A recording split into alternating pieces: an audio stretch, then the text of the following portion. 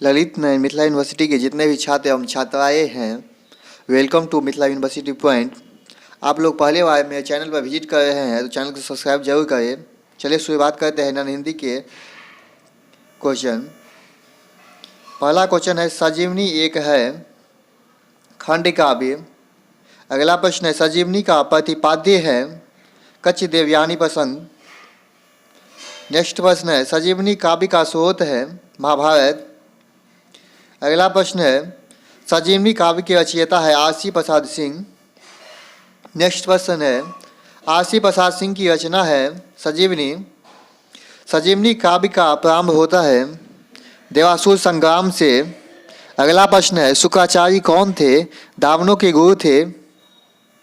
अगला प्रश्न है कच्छ कौन था? कच्छ बृहस्पति का पुत्र था।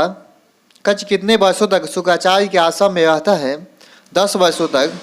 अगला प्रश्न है कच्छ की हत्या के अंतिम प्रयास में दानव क्या करते हैं? कच्छ को मारकर उसके शरीर को भस्म बनाकर पेय में मिलाकर शुक्राचार्य को पिला देते हैं। अगला प्रश्न है देवयानी किसकी पुत्री थी? शुक्राचार्य की पुत्री थी।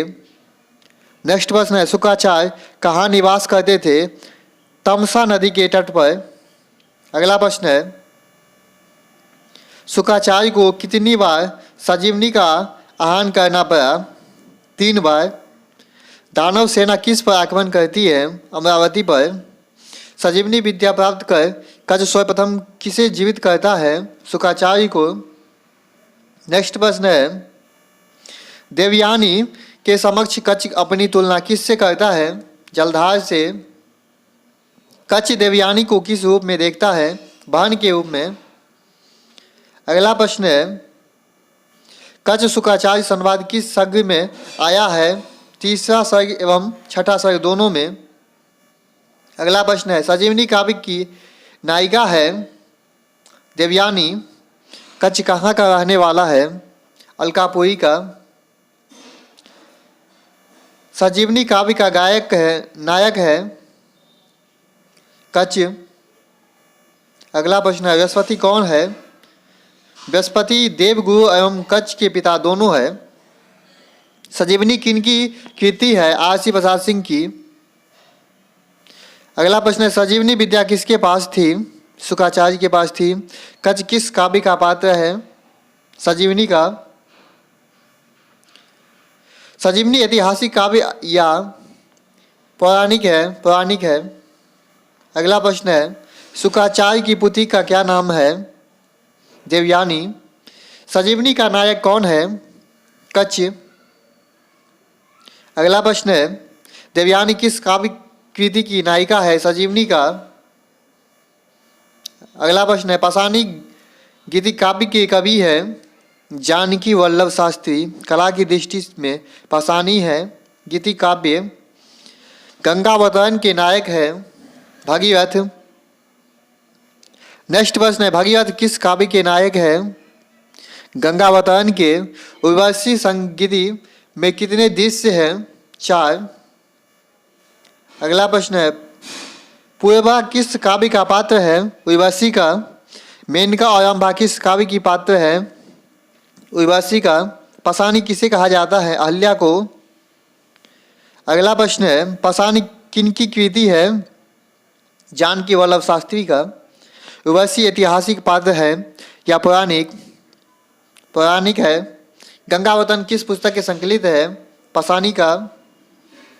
अगला प्रश्न है पाषाणी किस विद्या की रचना है? गीति नाट्य का।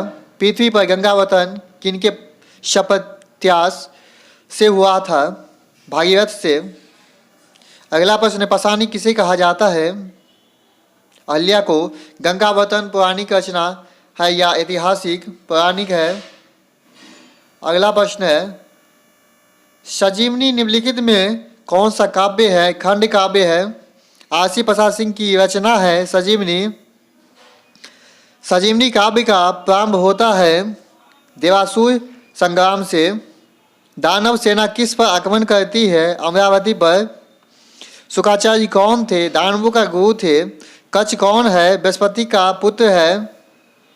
अगला प्रश्न है भारतीय संविधान के अनुसार हिंदी राष्ट्रभाषा है या राज्य भाषा है। संजीवनी का प्रकाशन कहाँ से हुआ था? तारामंडल पटना से हुआ था। बिहार की राज्य भाषा है हिंदी। देवयानी किसकी पुत्री थी? शुक्राचार्य की। कच्छ कितने वर्षों तक शुक्राचार्य के आश्रम में रहता है? 67 वर्ष तक। अगला प्रश्न है, शुक्राचार्य को कितनी बार संजीवनी का हरण करना पड़ा? 3 बार। संजीवनी विद्या प्राप्त कर कच्छ को सर्वप्रथम किसे जीवित करता है? शुक्राचार्य को। देवयानी के समक्ष कच्छ अपनी तुलना किससे करता है? जलधर से। कच्छ देवयानी को किस रूप में देखता है? बहन के रूप में। अगला प्रश्न है, संजीवनी काव्य का स्रोत है महाभारत। अगला प्रश्न, संजीवनी का प्रतिपाद्य है कच्छ देवयानी प्रसंग। जानकी वल्लभ शास्त्री का जन्म बिहार के किस जिला में हुआ? मुजफ्फरपुर में। कच्छ कहाँ का रहने वाला है? अलकापुरी का। संजीवनी काव्य का नायक कौन है? कच्छ। संजीवनी का नायक कौन है? कच्छ। बृहस्पति कौन है? कच्छ का पिता है। संजीवनी काव्य के नायिका है देवयानी। कच्छ शुक्राचार्य संवाद किस सर्ग में आया है? 3 एवं 6 सर्ग में। आरसी जी ने किसे कवि और काव्य कहा है? शुक्राचार्य को। संजीवनी के रचयिता कौन है? आरसी प्रसाद सिंह। अगला प्रश्न है, संजीवनी की कथा कितने सर्गों में है? 9 सर्गों में। संजीवनी विद्या की ज्ञाता कौन है? शुक्राचार्य है। शुक्राचार्य के पास संजीवनी विद्या सीखने कौन जाता है? कच्छ। शुक्राचार्य संजीवनी विद्या का प्रयोग किसके हित में करते हैं? दानवों के हित में। शुक्राचार्य की पुत्री का नाम क्या है? देवयानी। संजीवनी काव्य का संबंध किस बात से है? देवासुर संग्राम से। कच्छ को देखकर देवयानी में कौन सा भाव जगता है? प्रेम का भाव। कच्छ किसका पुत्र है? बृहस्पति का पुत्र है कच्छ। कच्छ शुक्राचार्य के पास क्यों गया? संजीवनी विद्या प्राप्त करने के लिए। अगला प्रश्न है,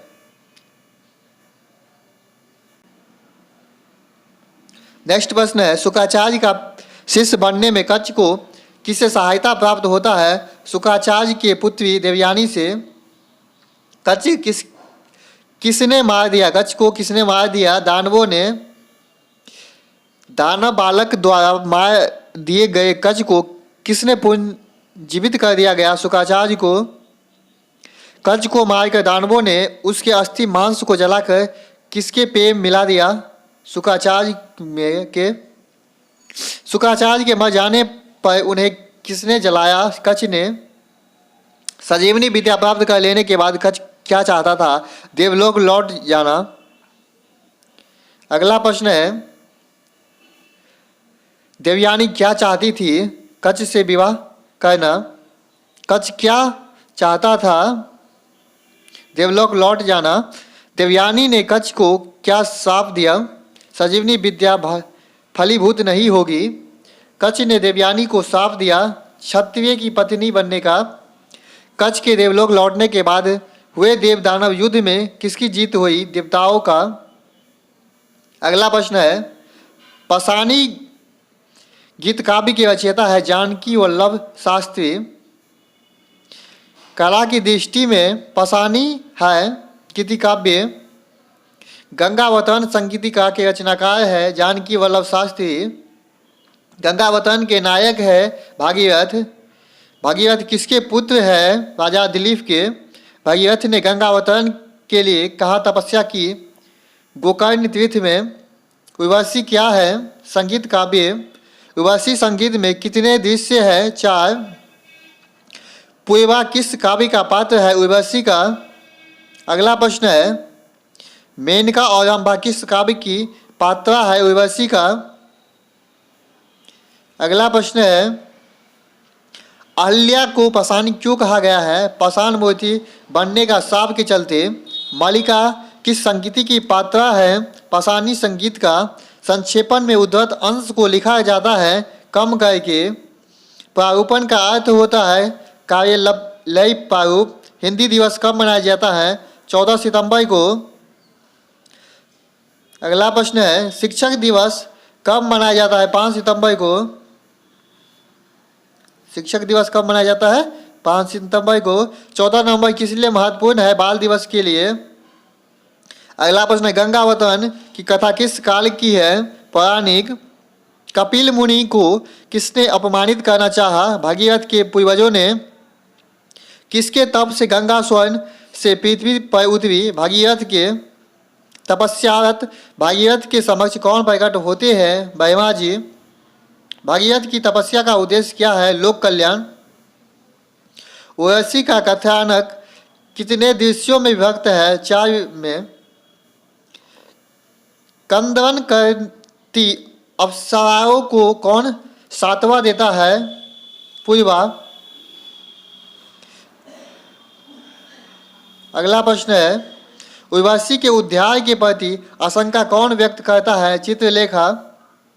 चित्रलेखा की आशंका को कौन निर्मूल पर अनुमानित करता है? सुकेशु। पूर्वा के राजोद्यान में किसके साथ टहल रही है? गणेश विदूषक के साथ। विदूषक पूर्वा को उद्यान में किस कामिनी के आगमन के बारे में बताना है? रामभाग के बारे में। लक्ष्मी स्वयंवर नाटक में अभिनय के लिए उर्वशी को कौन बुलाते हैं? मेनका। मेनका जी बुलाते हैं उनको। अगला प्रश्न है, लक्ष्मी स्वयंवर नाटक में लक्ष्मी की भूमिका कौन निभाती है? उर्वशी। अभिनय में उर्वशी की अन्यमनस्कता पर कौन उसे उलाहना देता है? भरत मुनि। पूर्वा के प्रति उर्वशी के मन में राग होने की बात भरत मुनि के किससे ज्ञात होती है? रंभा से। उर्वशी को शाप कौन देता है? भरत मुनि।